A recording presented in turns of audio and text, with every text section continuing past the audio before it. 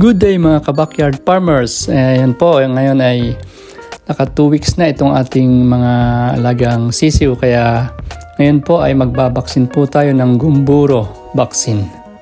Ang Gumboro vaccine po ay kontra sa Gumboro disease o infectious bursal disease. Isa po itong virus na mabilis kumalat sa ating manukan, lalong-lalo na po sa ating mga sisiw. Kapag ito po ay naka 2 weeks old na hanggang 3 weeks old, dyan po dito po sila naapektuhan itong sakit na ito. Ito po isang uri ng virus na mabilis pong kumalat sa ating manukan, kaya kailangan po natin na tayo ay magbaksin kaagad. So bago po natin umpisan natin pagbabaksin, pakilala po muna natin ang ating channel. So let's go!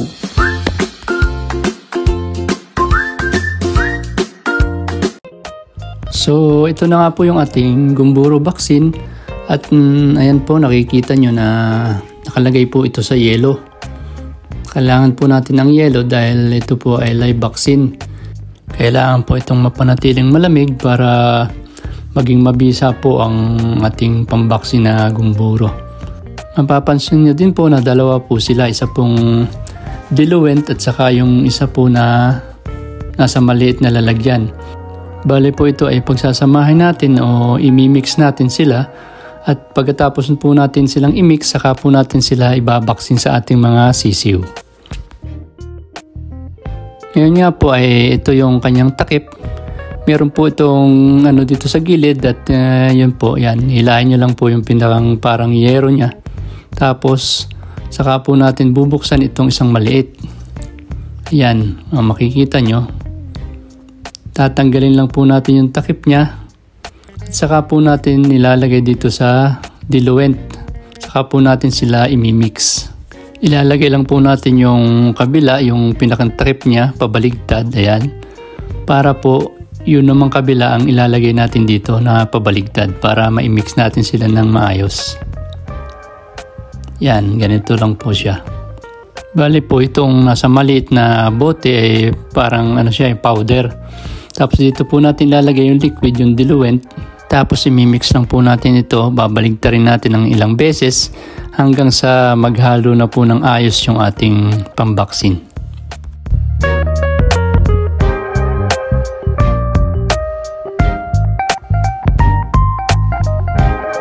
So ngayon po ay pantay na po yung kulay niya, kaya tatanggalin na po natin itong maliit sa ibabaw at saka po natin ulit ilalagay yung takip para ito po yung magiging pambaksin natin ngayon. Bali ang pagbabaksin nga po nito ay ito po ay drops. Pwede pong ipatak sa ilong at saka o kaya sa mata. Ocular po o kaya nasal. Yung iba naman po pwede rin daw sa bibig. Pero ang gamit lang po namin na pagbabaksin ay yung sa ilong lang po ang patak at saka sa mata. Yung una po namin ginamit na vaccine ay yung NCD B1B1 at sa mata po namin yun pinapatak. So ngayon po ay sa ilong naman. Ayan.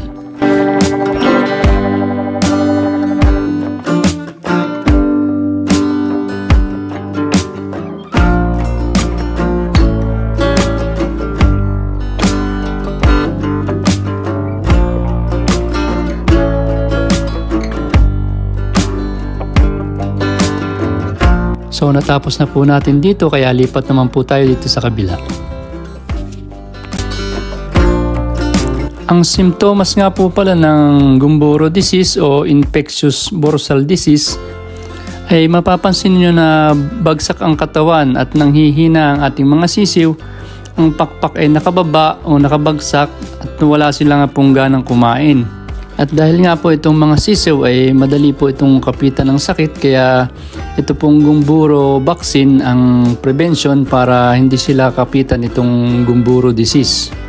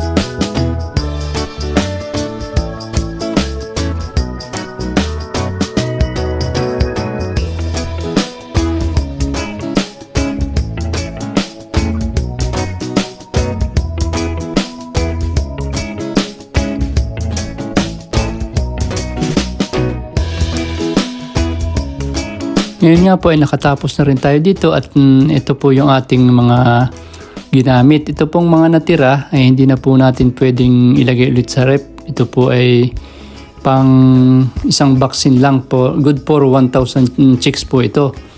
Kaya kapag may natira po, ay hindi na po pwedeng ilagay sa rep dahil live vaccine po ito. Delikado po ito. Kaya ang gagawin po natin ay bibili tayo ng Sonrox at ilalagay po natin dito sa isang Tupperware. Ilalagay po natin yan na may tubig, tapos saka po natin ilalagay dito yung natira nating pinambaksin. So ngayon po na nailagay na natin dito itong natira nating pinambaksin, iintayin po natin ngayon na maging kulay puti itong kulay blue. Ay, ibig sabihin yung pong virus ay patay na at pwede na natin po itong ibaon sa lupa. Doon na rin po natin itatapon yung natirang liquid na pinambaksin natin. Ihuhukay po natin sa lupa at doon po natin ibabaon para safe po.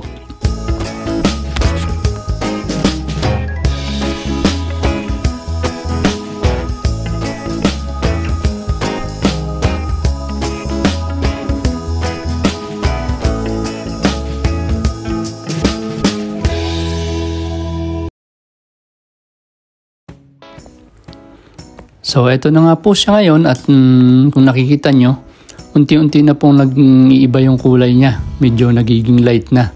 Hintayin lang po natin na maging totally kulay white na ito at pwede na po natin itong i-dispose.